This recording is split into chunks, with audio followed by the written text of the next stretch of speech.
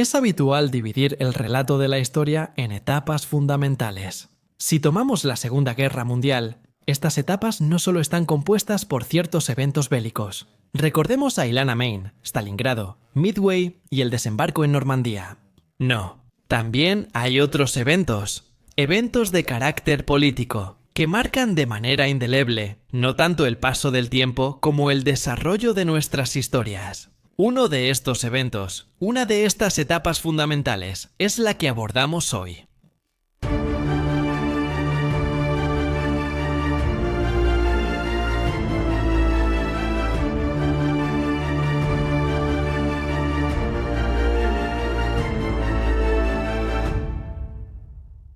Nuestra historia inicia en una lujosa villa de la Vía Salaria, en el barrio Parioli de Roma. Día caluroso de verano, en 1943. Una ambulancia entra al perímetro de la residencia y se estaciona junto al vestíbulo. Después de unos 20 minutos, de esta residencia salen algunos carabineros uniformados y un hombre de civil. Todos suben a la ambulancia, que parte a velocidad moderada y con un destino desconocido, que sin embargo no es uno de los hospitales. No se trata de una hospitalización por enfermedad. El huésped principal de la ambulancia, ese hombre vestido de civil, un hombre robusto de la carnicería, inconfundible y con una mirada extrañamente apagada. Ese hombre no está enfermo, está bajo arresto. Los carabineros intervinieron para protegerlo, pero sobre todo para arrestarlo. Porque ese hombre que sale de Villa Savoia es Benito Mussolini, dictador recién destituido por sus consejeros. Y por orden del soberano Vittorio Emanuele Ter, fue llevado a prisión. El 25 de julio de 1943 es una fecha prácticamente imposible de olvidar para los italianos, pero no solo para ellos. Y también debo decirles por qué. Así que tratemos de hacer un momento el punto de la situación. El 25 de julio de 1943 marca la división entre 20 años de régimen y una difícil transición hacia la libertad recuperada de la nación. El país vive una situación dramática. El 25 de julio de 1943. Tras 3 años de conflicto, Italia está al límite. Su territorio es bombardeado por los aliados desde el aire. El racionamiento de los víveres lleva a la gente al hambre, aunque existe el mercado negro que prospera, con unos pocos especuladores que se enriquecen de manera obscena. En el ámbito militar, el conflicto ha sido un desastre. Los ejércitos en África del Norte, en África Oriental, en Rusia han sido pulverizados. El imperio colonial se vino abajo apenas 5 años después de su proclamación. Y una nutrida parte del regio ejército está comprometida en tareas de contraguerrilla y de retaguardia contra los partisanos en los Balcanes. Pero no solo ahí. Los aliados ya han desembarcado en Sicilia y se preparan para un nuevo y poderoso avance, esta vez hacia el corazón de la península. La regia aeronáutica parece haber desaparecido de los cielos, superada por un enemigo que cuenta con medios decididamente modernos y, obviamente, también con una abundancia de hombres. La Regia Marina Fiore, para el orgullo del régimen, ha conservado casi intacta su flota de batalla, con excepción de la base naval fundada en Taranto. Hablamos de eso en el video dedicado a la flota de Taranto que pueden encontrar en el canal. Pero lo que queda permanece encerrado en los puertos por falta de combustible. La flota de cruceros se ha reducido al mínimo. La flota menor fue sacrificada en la larga guerra de convoyes hacia África. Quedan muy lejanos los días de la ruidosa declaración de guerra de la arrogancia en la Plaza Venecia, de los eslóganes repetidos como loro. La guerra ha demostrado toda la falta de preparación del país, de la Italia fascista, de esa Italia que se suponía debía estar basada en un mito. El mito de los 8 millones de bayonetas, pero no solo eso. Así es, la falta de preparación, tanto en el plano militar como en el económico, se volvió evidente y devastó el tejido social del país. En varias ocasiones, el incómodo aliado alemán intervino para salvar a las divisiones italianas que estaban en situaciones al límite. A veces ocurre en Grecia. Estas situaciones fueron causadas por la política obtusa de Mussolini. Tras 3 años de desastres, es hora de rendir cuentas. Mussolini, por su parte, perdió el control. En julio de 1943, en Belluno, el dictador se reúne con Hitler para hacer un balance. Después de que los estadounidenses, como ya dijimos, desembarcaron en Sicilia, pasa casi sin decir palabra 2 horas escuchando las invectivas de su aliado. un aliado furioso que atribuye los fracasos militares a la poca combatividad del soldado italiano. Acompaña a Mussolini el general Ambrosio, quien observa al jefe del gobierno en silencio y quisiera sugerirle una respuesta adecuada. Por ejemplo, hacer notar que en El Alamein, quienes huyeron primero fueron los alemanes, que dejaron en el lugar a buena parte de las divisiones de infantería italianas a pie. Ser masacrados por los ingleses para cubrir la retirada de las tropas mecanizadas y blindadas o lo que quedaba de ellas. O Ambrosio también podría decir que en Rusia fueron los húngaros y los rumanos, quienes dejaron descubierto el flanco ante la poderosa ofensiva de Rokossovski. Aislar Stalingrado, el sexto ejército de von Paulus, y luego también el cuerpo de expedición italiano, el Armir. Pero Ambrosio no dice nada. Peor aún, presencia a un Mussolini silencioso que recibe los insultos y no dice absolutamente nada. Pero Ambrosio, como muchos generales, quiere acabar con ese conflicto sin rumbo. Los generales sabían antes de la guerra que la falta de preparación militar costaría caro. Pero Mussolini los había convencido, apostando por una guerra relativamente corta, con Francia que ya estaba agonizando, y con Inglaterra que sola pediría la paz. Errores graves, errores de cálculo graves. Italia estaba pagando las consecuencias. Ambrosio vuelve de Belluno y busca a Dismover. Mussolini también quiere presentar su renuncia, pero no hay nada que hacer. El Duce parece aturdido. En realidad, ya desde hace tiempo, se le pidió al embajador Bastianini que iniciara las primeras negociaciones con los aliados para elaborar un plan de paz, si no es que incluso llegara a un armisticio. La semana, Pietro Badoglio, el mariscal de Italia, está preparando un plan para destituir al régimen fascista e instaurar, con el beneplácito del soberano, un gobierno militar. Salud pública. Ambrosio lo sabe, igual que otros generales. Pero también dentro del partido fascista hay rumores, se critica y se preparan para pedir cuentas a quien hasta ahora ha decidido en solitario el destino del país. Uno de ellos es Dino Grandi, un destacado representante boloñés del Partido Nacional Fascista. Y ha visto realmente demasiadas cosas, hasta el punto de querer pasar a la acción, preparando el orden del día para la reunión del Gran Consejo, la noche del 24 de julio del 43. El de Grandi es un programa sumamente valiente, que prevé la destitución del dictador, la intervención directa de Vittorio Emanuele III y el fin de las hostilidades, para negociar luego condiciones menos duras respecto a las previstas por los aliados en Casablanca. Grandi sondea los ánimos de los otros 27 miembros del Gran Consejo y habla con el secretario del partido, Scorza, quien casi lo sorprende, afirmando que quiere apoyarlo. En realidad, Scorza tiene otro plan. Un plan que podríamos definir como más agresivo, más extremista. El plan de Scorza es militarizar el país y endurecer la dictadura, incluso arrestando a Mussolini y hasta a Vittorio Emanuele III. Un golpe de estado. En las mismas horas en que Grandi y Scorza discuten, los militares por un lado y quienes apoyan a Grandi por el otro, mueven los hilos. Justo en ese momento, Vittorio Emanuele III recibe la visita previamente acordada de Mussolini, quien debe informarle sobre el encuentro con Hitler en Belluno. Mussolini está tenso y dice que no quiere sacar al país del conflicto. Entró el 15 de septiembre, la fecha inicialmente propuesta por los mismos generales. Solo pide tiempo para profundizar en los discursos diplomáticos que ya han sido preparados por el embajador, Bastianini. Mussolini no quiere repercusiones. Teme que el país pueda caer en el caos. El rey asiente al recordar a Mussolini. Cree que es una señal de distensión, una señal de aquiescencia.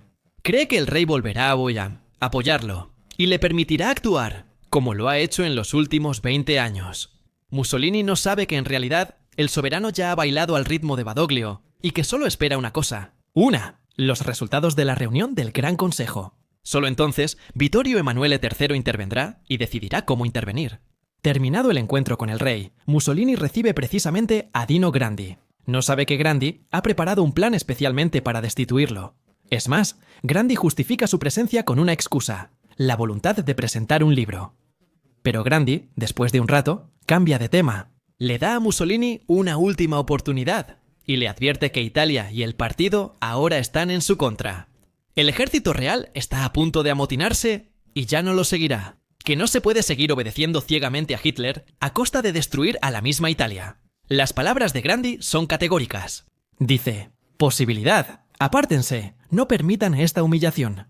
Pero Mussolini se niega. Además, asegura que Alemania fabrica en secreto las Wunderwaffen. Hablamos de esto en un video especial disponible en el canal. Esas armas prodigiosas que se supone que cambiarán el rumbo del conflicto. Pero no se sabe si Mussolini realmente creía en la existencia de las Wunderwaffen o si solo era una ocurrencia. La enésima. El golpe teatral. Grandi sale del Palacio Venecia desanimado tras ese encuentro. Que no hay margen para la discusión. La noche del 23 de julio, Grandi se reúne con Galeazzo Tiava, yerno del Duce, Bottai, Federzoni y De Marsico, un jurista destacado. Quieren hacer una última revisión del orden del día que llevarán al Gran Consejo. Es el paso decisivo. Desde entonces no hay vuelta atrás. 24 horas después, la reunión ocurre en el Palacio Venecia. Sin taquígrafos ni testigos, y sin milicianos armados en la puerta. El gesto busca conciliar. Mussolini convoca al Gran Consejo tras mucho tiempo, porque confía en sus colaboradores y jerarcas. No busca intimidarlos, sino que hablen. Grandi está un poco sospechoso. Teme una trampa. Teme que pueda haber algo oculto. Y así llega a la reunión con una granada y una pistola en los bolsillos. Nunca se sabe, pero no sobra. Mussolini inicia la reunión recordando a todos la lealtad al pacto firmado con Alemania tiempo atrás, afirmando que la guerra es ideológica, pero de supuesta supervivencia económica. Claro, es curioso escucharlo decir eso, después de que la economía italiana haya sido prácticamente destruida por esos 3 años de guerra. Sin embargo, las palabras de Mussolini no reciben aprobación ni aplausos, caen en el vacío. Es la primera vez que ocurre. Al contrario, surgen críticas y el primero en hablar es Grandi. Expone su documento, pide con extrema cortesía que Mussolini dimita, que devuelva los plenos poderes al rey y al parlamento, que restaure las garantías previstas por el estatuto. Albertino. Ciano retoma el discurso de Mussolini, afirmando que los pactos no fueron incumplidos por los italianos, sino por los alemanes. Y precisamente por esta razón, declara que apoya abiertamente la moción Grandi. Luego toma la palabra Farinacci, llamado la suegra del régimen, porque siempre ha sido inclinado al chisme. Bueno, ¿qué hace Farinacci? Presenta otra propuesta que a nadie le gusta, y casi pasa desapercibida. Luego llega el turno de Scorza, que, antes de ir al grano, lee algunas cartas que suplican a Mussolini que entregue todas sus prerrogativas a los militares. En resumen, le pide que se haga a un lado en favor de un gabinete formado por generales y almirantes. La acalorada discusión dura más de 7 horas, casi toda la noche. Al final, se procede a la votación. Votación de las órdenes del día. Primero en la lista, Tino Grandi.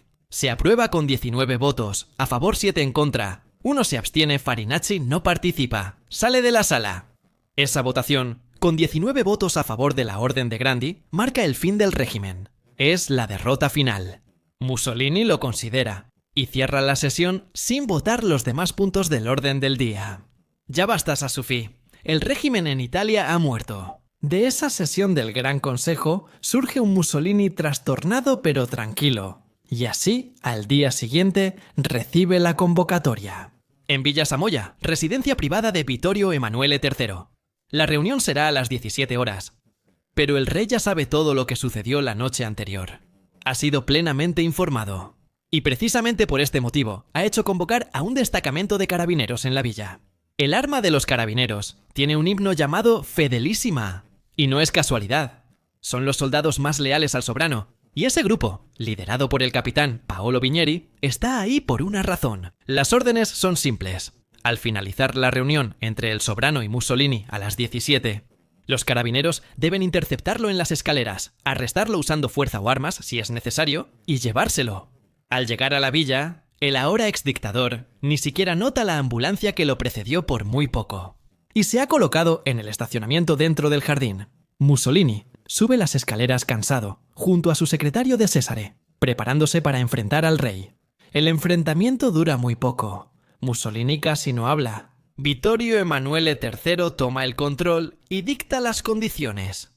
El gobierno fascista ha terminado. La dictadura ha terminado. El nuevo jefe del gobierno es Pietro Badoglio. Será él quien forme y dirija el ejecutivo. El control de las Fuerzas Armadas vuelve desde ese momento completamente al mismo, Vittorio Emanuele III. La reunión terminó, Mussolini está despedido y ya bajó las escaleras.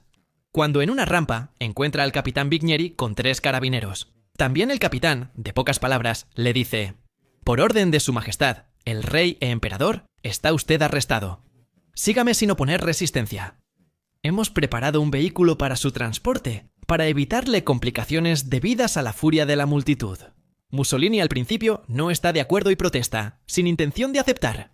Pero esos 3 carabineros que acompañan al capitán Vigneri lo rodean y le hacen entender que no es momento de armar un escándalo. En ese momento, ese Mussolini, muy diferente al que proclamaba desde el balcón del Palacio Venecia, baja las escaleras. Con calma y resignación, acepta subir a una murata que pasa por la calle, mirando hacia abajo. Pero, ¿a dónde va? Como mencioné, no va a uno de los hospitales romanos. Primero va al cuartel Podgora en Trastevere, luego a la escuela de cadetes de carabineros en el barrio Prati. A última hora de la noche, la radio Leyar difunde la noticia del relevo. Atención, atención, atención. Su Majestad, el Rey e Emperador, ha aceptado la renuncia al cargo de jefe del gobierno, primer ministro y secretario de Estado. Presentada por su excelencia el caballero Benito Mussolini, y ha nombrado jefe del gobierno, primer ministro y secretario de Estado a su excelencia el caballero mariscal de Italia Pietro Badoglio. Ese anuncio, que no dura ni un minuto, desata el entusiasmo en las plazas del país. Los italianos irrumpen en las calles, están ebrios de alegría. ¿Por qué? Porque piensan que con la caída de Mussolini la guerra ha terminado. Todos piden paz. Los fastios lictorios, que eran símbolo del poder de la dictadura, son destruidos a martillazos en todas partes. Pero esa increíble explosión de alegría se enfría de inmediato con un balde de agua fría. Badoglio, al hablar del informe, dice: «La guerra continúa. Italia, golpeada en sus provincias y ciudades destruidas, cumple su palabra a Jesús Usa, guardián de sus antiguas tradiciones». Son palabras, en realidad de circunstancia, las de Badoglio. Una jugada pensada para no alertar a los alemanes, aunque en realidad ya están alertas. Un plan de acción llamado Operación Axe ya está listo. Hitler, furioso, ordena aplicarlo. Las divisiones alemanas empiezan a descender por el Brennero, con el pretexto de ayudar al Regio Ejército a contrarrestar la llegada de los angloamericanos. En realidad, los alemanes empiezan a posicionarse en los puntos clave. ¿Por qué? Porque no confían. De hecho, temen que la caída de Mussolini sea básicamente el preludio de la salida de Italia de la guerra. Hitler no quiere eso, quiere más: que Mussolini sea localizado, liberado y llevado a Berlín en funciones. La inteligencia, encargarse de eso. El Haber de Canaris y el Hauslandschutzstaffel de Schellenberg. Ya hemos visto a estos personajes antes. ¿Y Mussolini dónde acabó? Ya no está en el cuartel Podgora ni en la escuela de cadetes de carabineros. Primero lo envían a Ponza, isla que fue sede de varios confinamientos policiales, para quienes se oponían al fascismo y al régimen, luchando por la libertad. Mussolini, en un curioso giro, sufre personalmente las privaciones y el dolor de sus víctimas. Luego es trasladado a la Maddalena bajo custodia temporal. En la Maddalena no está seguro. Se teme la llegada de los angloamericanos, por lo que hay otro traslado al continente. En el Gran Sasso, en Capo Imperatore, hay un refugio, o mejor dicho, un gran hotel, que es difícil de alcanzar. Es ahí donde ponen a Mussolini, porque es un lugar considerado de difícil acceso y, por lo tanto, fácil de defender de cualquiera que intente un golpe de mano. Y será precisamente ahí, en Campo Imperatore, en Abruzzo, donde el 12 de septiembre los paracaidistas alemanes y el rey de los comandos Otto Skorzeny, a quien le hemos dedicado una monografía en el canal, encontrarán a Mussolini, lo liberarán de la custodia de los carabineros y se lo llevarán con ellos. Primero en Berlín y luego al mando de un estado títere, la República Social Italiana. Un intento de dividir Italia en dos. Pero esa es otra historia que les contaremos en otro episodio.